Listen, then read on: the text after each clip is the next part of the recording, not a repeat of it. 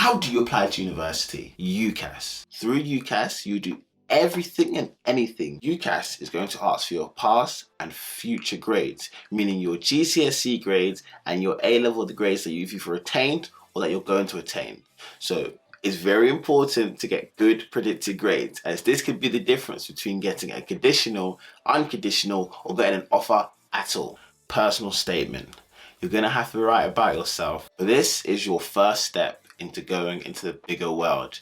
Personal statements are a chance for you to really tell the university who you are and why you want to study their course. Do not use ChatGPT to write a personal statement.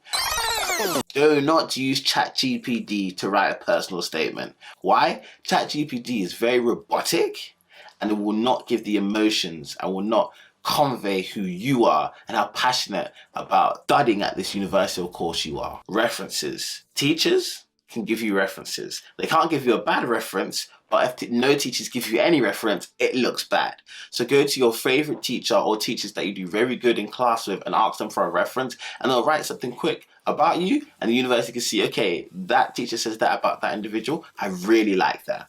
Employment history, anything working, extracurricular activities, and this shows the university you're not just a normal student, you're something different. Options. You can only pick 5 of your top most interested. Just a quick tip.